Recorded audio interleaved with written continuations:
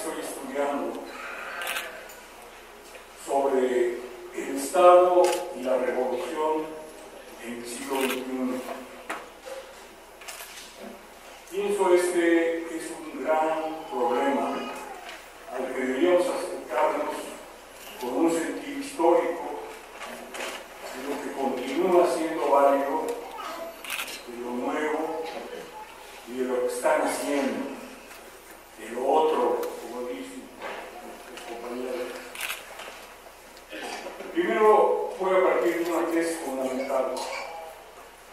A principios del siglo XXI, el imperialismo sigue siendo el conjunto de instituciones y de bases sociales de apoyo, unidas a los monopolios que ejercen una dominación y acumulación en gran medida basada en la explotación de las clases y en la explotación colonial de pueblos y trabajadores.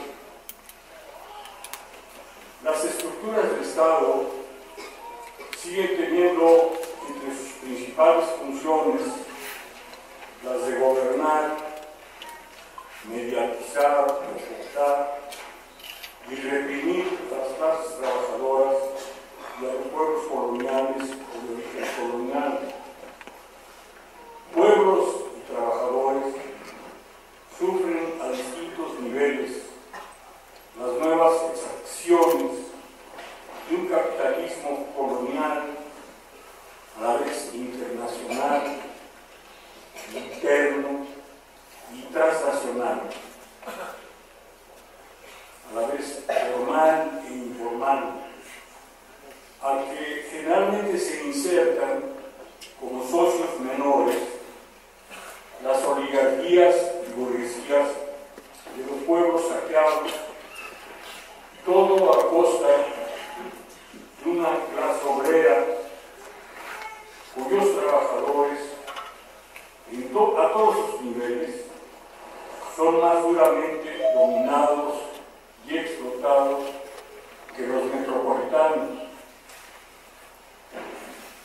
A partir de estos postulados, concluyo con unos autores más que el imperialismo y el capitalismo han llegado a una etapa de crisis terminal que puede comprobarse si se observa la crisis de sus propios intentos de mediación, enajenación y represión. Obsérvense, entre otros, los siguientes hechos. La pérdida del sentido de la vida con la crisis de la esperanza que se tuvo, en la civilización, en el progreso, en el desarrollo, en las instituciones internacionales y en los derechos de las naciones, en el respeto a los derechos humanos, a los derechos sociales y a los derechos políticos. Todos ellos en seria crisis. 2. La crisis de los órganos de mediación del sistema. La crisis de sus políticas de mediatización. Las actuales políticas de negociación cero, así le llaman, afectan principalmente a los trabajadores, empleados, campesinos y pueblos en lucha contra las medidas de empobrecimiento, en lucha contra las nuevas guerras e intervenciones coloniales para el despojo de riquezas, empresas y territorios. 3. La guerra social, le llaman de espectro amplio, que se libra hasta en las escenificadas en la televisión, en el cine, etc., hasta en las televisadas y crueles batallas contra el terrorismo, que hacen más víctimas entre mujeres y niños que entre los delincuentes indiciados y perseguidos por el Estado. Entonces son las crisis de las migraciones, ¿no? 4. La crisis de las políticas anticíclicas, cuya solución se pone en manos de quienes provocaron la crisis. Es bien sabido que los banqueros en crisis han sido subsidiados para salir de la crisis, todo a cargo de aumentos a los impuestos, con una carga fiscal regresiva que pesa sobre los más pobres. La solución, entre comillas, la solución formal, aumentó los peligros de la economía real, pero también aumentó los peligros de la economía formal. Esto es muy interesante. Cada cosa que hacen para resolver un problema crea un problema más grave. La depresión es incontenible.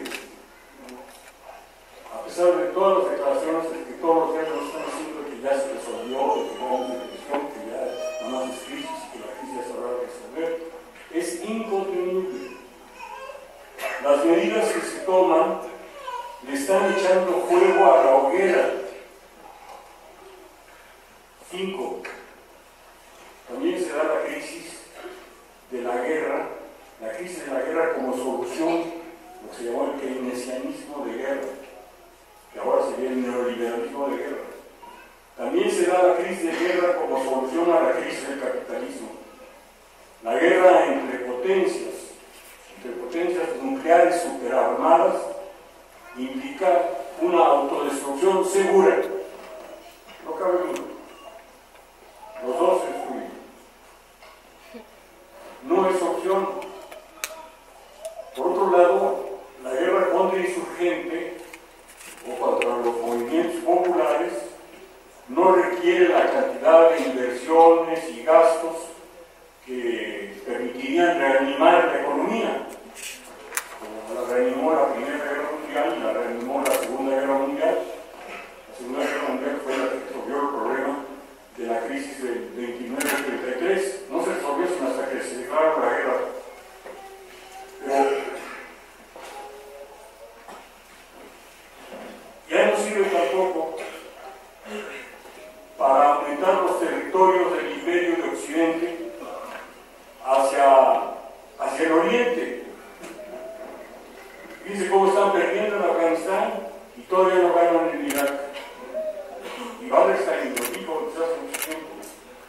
Aquí van a perder, en Afganistán van a perder. ¿Y van a perder? 6. La crisis del llamado ejército de reserva, que los casos que señaló y que ayudaba al capitalismo a bajar los salarios y prestaciones, ya no es ahora una solución.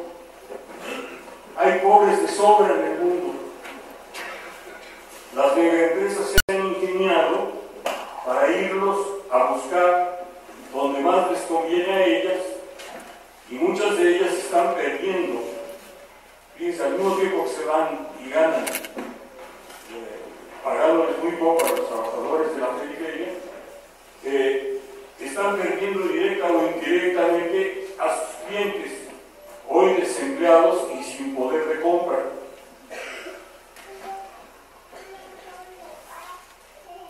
Al mismo tiempo, el excesivo desarrollo de producción de artículos y servicios, como por ejemplo los automóviles, ha provocado una crisis de sobreproducción para el mercado y a veces para el espacio físico de las ciudades que ya no aguantan, de los pueblos que ya no aguantan la cantidad de autos. Y una crisis de subconsumo para las 4/5 partes de la humanidad. El capital no tiene quien le compre. Muchas de sus ventas, aquí en otra, muchas de sus ventas son artificiales. Dice aquí ingeniosos. En efecto, 7. La crisis de las llamadas burbujas es otra crisis a las soluciones artificiales de la crisis. Como desde los años 60 del siglo XX, la capacidad de consumo real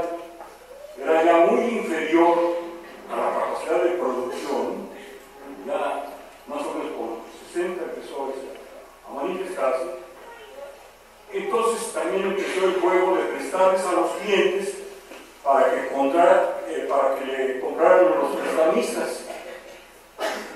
¿Sí?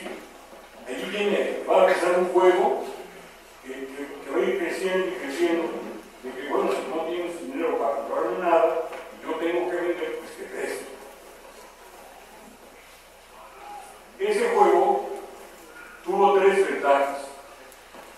El juego de prestamistas tuvo tres ventajas: clientes de gobiernos que compraban, clientes de la sociedad política y la sociedad civil que pagaban jugosos intereses a los bancos, y a las que los bancos embargaban, y clientes de gobiernos que se volvían cada vez más obedientes, a los Shylocks, armados además. Entonces, en pago de sus deudas, los estados y gobiernos tenían que ir entregando territorios, propiedades, empresas y servicios públicos para resolver los problemas, de acuerdo con el interés de las empresas. Los gobiernos de las ciudades, los países en desarrollo y los sectores medios fueron las principales víctimas de estas ingeniosas políticas de dominación y saqueo mediante el endeudamiento externo e interno, público y privado. Muchas burbujas ya estallaron y muchas más van a estallar precisamente por las políticas que las fuerzas dominantes están aplicando. Dios quiere que nada le salga bien, me dijo un hermano cuando le hablaba de esta crisis. Sí, me dijo un hermano cuando le hablaba de esta crisis, de los medios para resolver la crisis. Es la crisis de las soluciones en el capitalismo. Fíjense, es una crisis de las soluciones. Menciono dos más. Con tanta crisis, el Estado está fomentando y compartiendo una especie de fascismo, de nazismo, de franquismo, pero son distintos de aquellos. Tienen algo de culto a la muerte de Savonarola, algo del pensamiento, del puritanismo de las brujas de Salem, algo de la cultura mafiosa de Sicilia y Nueva York, y mezclas de la guerra al indio en América, al negro en África, al maometano en el Islam. Pertenecen a la subcultura de las técnicas de guerra contrainsurgente, psicobiológica, de guerra mediática, de guerra esquizofrénica, que expresa su sadismo en las torturas televisadas de los prisioneros deshumanizados. Ya nos las enseñan. Deshumanizados por sus torturadores y torturadoras, antes de acabar a sus víctimas con un tiro de gracia, tras una muerte largamente esperada, o cuando traicionan a los suyos, también dejan de atormentarlos, y cuando se traicionan a sí mismos, a su dignidad, a su identidad. La crisis de las aventuras colonialistas y las crisis de la democracia de mercado son una crisis de civilización evidente hasta en la Casa Blanca. Hay otra, muy grave: la crisis de la naturaleza, de la vida en la tierra, de la biosfera y de todos los intentos políticos para resolverla dentro del capitalismo que la causó.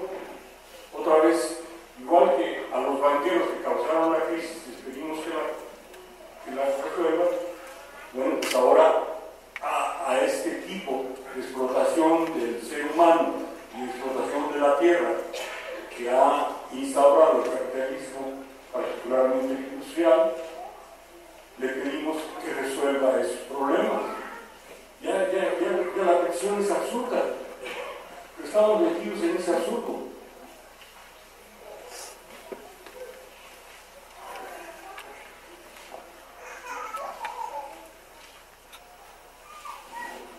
Las demostraciones de que el capitalismo no puede resolver los problemas ecológicos que causó son tan evidentes como que lo bueno para los banqueros y para los General Motors es malo para la humanidad.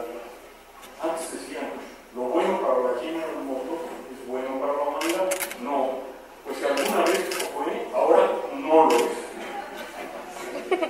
Podemos decir por eso, podemos decir que el capitalismo no tiene alternativa. Tal vez sí tenga alternativa. Quizás incluso viva el intento de destruir a las 2/3 partes de la humanidad para que los ricos y los poderosos sigan gozando de sus beneficios y riquezas con la 1/3 parte restante, pero ya equilibrando las cosas, ya sin producir desequilibrios entre la naturaleza y la población, el exceso de población, una gran parte de la cual es población desechable, como lo llaman. Dominaría en ese mundo de existir una esquizofrenia racional. Las clases dominantes, los trabajadores simbólicos, eso cuando así estoy citando a alguien, son comillas, los trabajadores simbólicos, las clases dominantes y los trabajadores simbólicos serían servidos por robots y por humanos de razas darwinianamente inferiores, es decir, no concentrados en campos globales. Si se llegara a dar ese caso, que hasta ahora solo ha sido comprobado por la science fiction, por la ciencia ficción, hasta ahora no tenemos una evidencia de que vaya a dar ese caso. No van a creer que ya está comprobado y bueno, ya alarmante, ¿no? Pero la science fiction ya lo comprobó. Si se llegara a dar ese caso, ya no sería ese un modo de dominación y acumulación capitalista, sino un modo de dominación de los hombres bestia, cosificadores de la humanidad. Cambiaría el modo de producción y de dominación. Ahora, en términos más realistas, el capitalismo tiene otra alternativa que ya se avisora en la historia actual, en la historia emergente. Esa alternativa ya es parte de una realidad de información. Para comprenderla, resulta necesario ver, en primer lugar hay que ver hasta qué punto el Estado-Nación que dominó en Europa desde fines de la época feudal, hasta qué punto ese Estado-Nación domina hoy. La alternativa de un Estado-Nación dominante que se convirtiera en una potencia unipolar, esta alternativa surgió en Estados Unidos hace unos cuantos años. La idea que iba a ser una potencia unipolar. Pero falló. El proyecto de la globalidad fue asociado al milenio americano, así le llamamos norteamericano. Era por un milenio que iban a gobernar el mundo como potencia única. Pero no pasaron 20 años sin que empezaron a formarse varios bloques de naciones, cada uno encabezado por el Estado más poderoso, que controlaba y asociaba a los demás estados de una manera relativamente parecida y distinta a la de los imperios anteriores. Siempre hay algo otro, algo distinto también en ello. Allí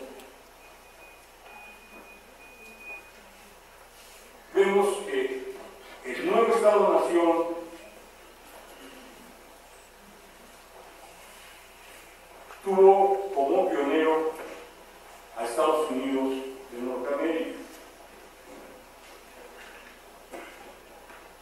En Estados Unidos se formó lo que Eisenhower le llamó un complejo militar, empresarial y político.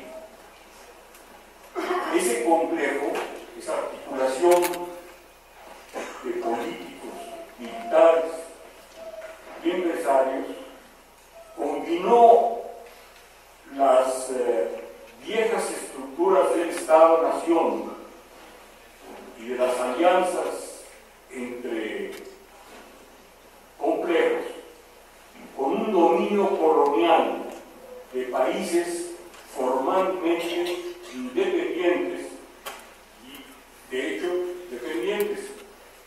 Un colonialismo en que Estados Unidos es pionero y ha participado en la independencia de países de América Latina para convertirlos en países dependientes, y después de la Segunda Guerra Mundial participó en la emancipación y liberación de países africanos para hacer de ellos nuevos países formalmente independientes y de hecho dependientes.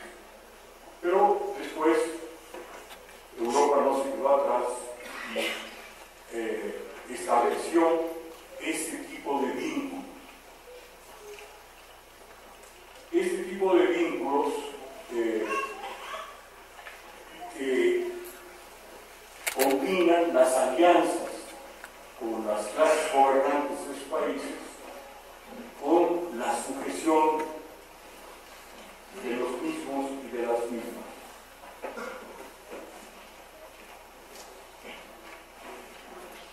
En la realidad mundial actual, el Estado a que nos enfrentamos está articulado en complejos militares que son empresarios y también políticos. De empresarios que también son políticos y de políticos que son empresarios. Es decir, todos pueden hablar el mismo lenguaje, ¿verdad? Ellos saben que son cultos, no debemos menospreciarlos. El empresario ya tiene que saber política, el empresario tiene que saber pues, algunos elementos fundamentales de las nuevas técnicas de la guerra. Y así los otros, los militares son empresarios, etc. Dentro del complejo hegemónico sigue predominando el capital financiero y con los demás controla, fíjense, la sociedad del conocimiento famosa, controla los medios de comunicación de masas, controla otras instituciones civiles y religiosas que ayudan a mejorar sus tecnociencias y sus racionalizaciones y legitimaciones. Los científicos tienen dos misiones, ¿verdad?, al servicio de estos complejos. Una, la de mejorar sus técnicas, y otra, la de justificar lo que están haciendo científicamente. La importancia de la nación-estado no desaparece hasta hoy. Para nada hay que pensar que haya desaparecido la importancia de la nación-estado. No desaparece hoy en los actos de dominación y acumulación, de represión y mediación, pero los complejos de cada Estado-nación se articulan en red con los del bloque respectivo y con el capital monopólico para dominar y acumular por regiones y clases el excedente que extraen de los trabajadores y los pueblos. El conjunto de los bloques y de cada bloque se organizan y regulan las diferencias de dominación y acumulación, siempre a favor de los estados y empresas más poderosos. Las autonomías que alcanzan los integrantes de las redes no permiten nunca pensar que un presidente marioneta, tonto o autoritario sea el responsable de los males que vive un país, o que los gerentes de las empresas subcontratadas sean la causa principal de la opresión y explotación de que son víctimas los trabajadores. El responsable es un sistema dominado por el gran son quienes en las metrópolis y en las periferias actúan para hacer funcionar a ese sistema. Todo problema interno es también externo. Ha cambiado esta idea de interno y externo muy fuertemente. Nunca fue correcto y se prestó a nacionalismos y aislacionismos tremendos. Pero en este momento es todavía menos clara esa diferencia. Todos los dictados políticos, empresarios de un país o empresa dependiente son a la vez socios y subordinados en el sistema de dominación y explotación del bloque, del Estado y de la empresa matriz subcontratante. Si la importancia de la nación-Estado no desaparece, tampoco desaparece la importancia que tiene la unión de las burguesías en medio de las luchas entre el gran capital y el mediano, entre la potencia y la mediana, la gran potencia y la mediana. Sí, hay luchas internas entre los empresarios y demás, pero esas luchas no impiden el que lleguen a ciertos acuerdos. Hay una tendencia al acuerdo. Esa tendencia a unir intereses cambia de bloque a bloque. Si hoy el bloque de Estados Unidos, de Europa Occidental, es todavía el más fuerte, no por eso deja de enfrentarse, como ustedes pueden ver en la prensa todos los días, no por eso deja de enfrentarse abierta o veladamente al de China y Rusia, y en algunos puntos hasta a los de la India e Irán, y más recientemente al de Brasil. Otra nueva característica del Estado que interesa al pensamiento capitalista es que cada bloque de naciones y cada nación integrante tienen sus metrópolis y sus patios traseros, formación que resulta altamente funcional a cada bloque para controlar en su interior la lucha de clases. Las políticas de conflicto y consenso de las fuerzas dominantes permiten lograr consensos con un mayor número de trabajadores si son estados dominantes capaces de exportar la carga de las concesiones a los estados y regiones dependientes y en estas a sus pueblos y trabajadores. En general tienen más capacidad los países metropolitanos de hacer más concesiones a más trabajadores, porque hay una transferencia muy grande de excedente de los países dependientes, de las zonas dependientes. Pero el problema es que, esto no lo tengo aquí, es que ahora ya también están bajándole los derechos y los ingresos y atacando a las organizaciones de los trabajadores en todos los terrenos, incluido el educativo, el cual está despertando grandes manifestaciones, como ustedes pueden ver en la televisión, en Europa, y en este momento también están surgiendo en Estados Unidos cada vez más los problemas, porque los beneficios que gozaban, o muchos de ellos, les han sido arrebatados. Bueno, pues estas y otras ingeniosas configuraciones de fuerzas no impiden que estados y monopolios estén viviendo la crisis más profunda de su historia. En ella aparecen nuevas posibilidades para la creación, construcción y lucha por otro mundo posible. Enuncio unas cuantas de su problemática, siempre con ese problema, ¿verdad? ¿Cómo pensamos en el mundo para ganar? Uno, aunque no deben considerarse sinónimos, insurrección y revolución no son sinónimos, y aunque todavía los trabajadores y los pueblos están en su inmensa mayoría exigiendo cambios pacíficos, la cultura de la negociación sigue prevaleciendo. ¿Cómo distinguir la negociación revolucionaria o que no sacrifica el proyecto estratégico? ¿Cómo se hace la negociación cuando se negocia para no sacrificar lo principal? Bueno, yo en eso tuve una experiencia muy interesante que no puedo contar aquí porque no puedo abarcar más del tiempo que me quiero.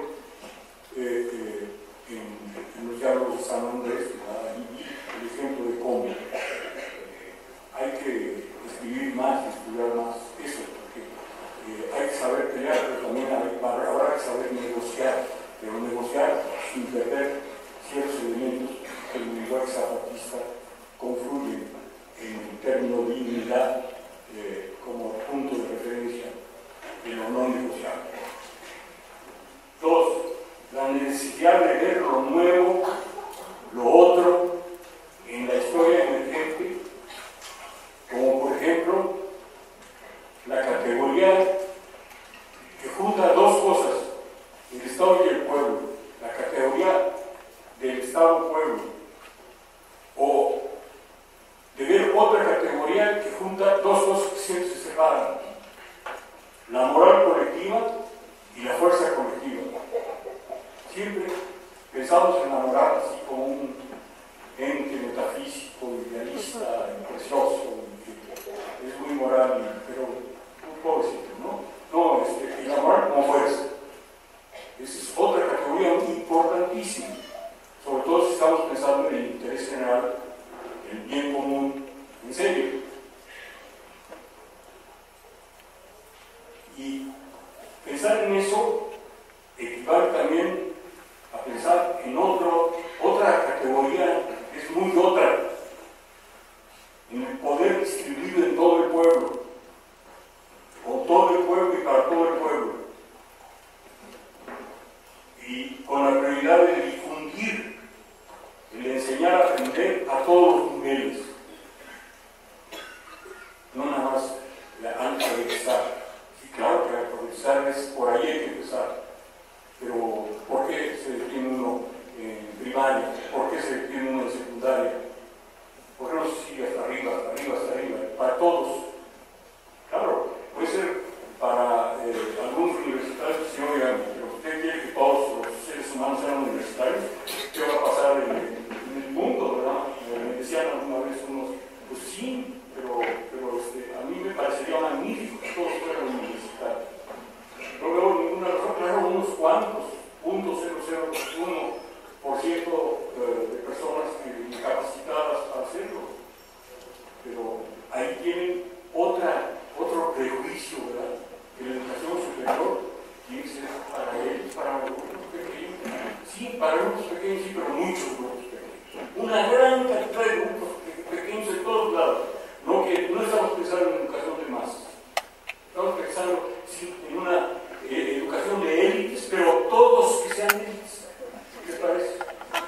Bueno, la necesidad de superar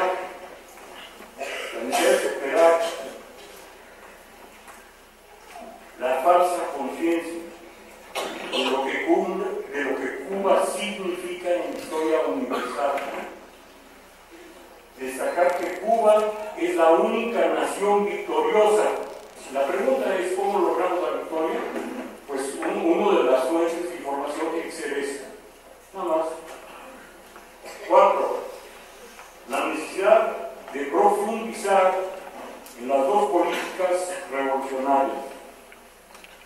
La de asegurar el éxito en la instauración histórica de otro modo de dominación y acumulación, que también practique y luche por la libertad, la justicia y la democracia, y la de vincular la solución de esos problemas a la solución de una nueva relación con la naturaleza y con la vida. Esto se dice fácil y lo entendemos muy mal. No entendemos que es en serio el cambio y que tiene problemas prácticos muy grandes que no hemos estudiado. 5. La de registrar el inmenso enriquecimiento del pensamiento revolucionario, que a la lucha de clases a favor de los trabajadores y con ellos añade la lucha por los pueblos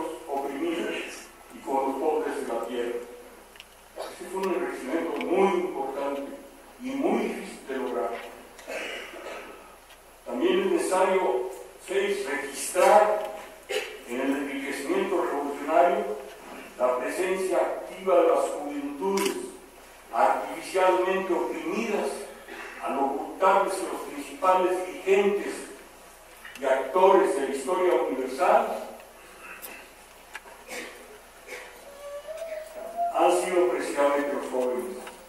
La presencia colectiva desde 1968 correspondió a una nueva oleada de la rebeldía humana, y en muchos de ellos se enriqueció y profundizó al pasar de los años, no en todos.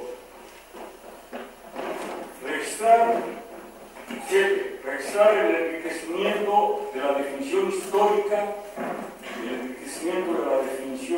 de los conceptos y los fenómenos, y registrar la tendencia cada vez mayor a no cosificarlos, a no convertirlos en categorías metafísicas, a recuperar los cambios históricos de las viejas categorías, al ver que surgen nuevas categorías, nuevos conceptos y fenómenos de la creación histórica actual. No podemos entender la historia actual nada más viendo la historia del pasado. Es como si hubiera acabado la historia, y es un poco la idea de la creación que se hizo en un día. Nosotros no lo estamos haciendo en un día, y cada vez surgen nuevas cosas que tenemos que recibir. Registrar la nueva presencia colectiva, ese es otro acto muy importante. Registrar la nueva presencia colectiva de las mujeres y su reconocido activismo revolucionario, así como las nuevas luchas contra los prejuicios hacia los homosexuales y otras minorías, a las que no solo se trata de respetar, sino de crear en torno suyo una cultura del respeto. Registrar la importancia de los nuevos caminos de la revolución que aparecen en Venezuela, nuevos caminos, con militares entrenados para la guerra contra su pueblo y que se ponen del lado de su pueblo, o con líderes de masas, como aquellos, aunque estos de las luchas de la calle y de las plazas, ganan electoralmente el gobierno, y otros que siguen profundizando la lucha por el poder distribuido de los pueblos y los trabajadores. El apoyo a esas políticas que ciertamente están forjando el socialismo del siglo XXI, el apoyo a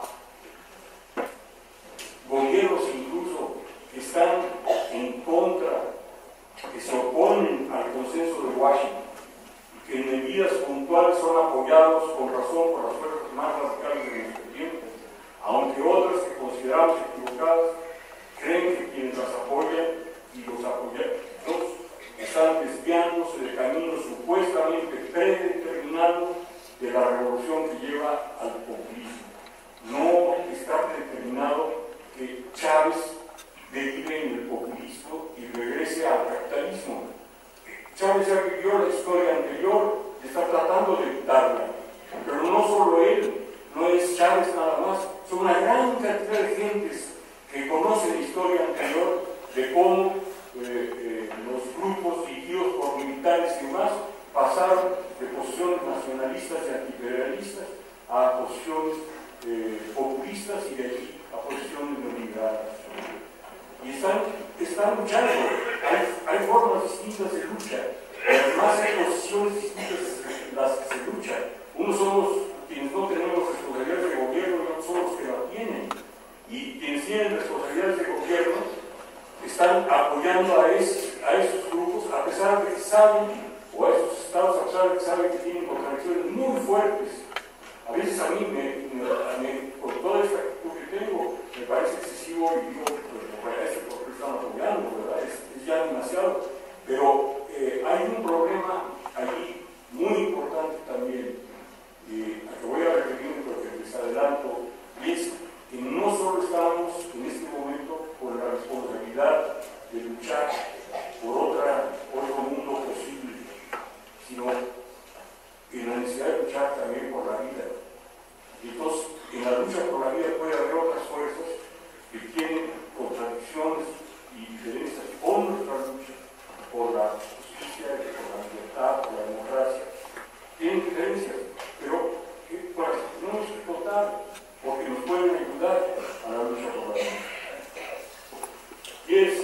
comenzar con un proyecto de la mayor prioridad, la red de redes en defensa de la humanidad, apoyada desde sus orígenes por el movimiento zapatista, por Cuba y por muchas otras fuerzas progresistas y revolucionarias.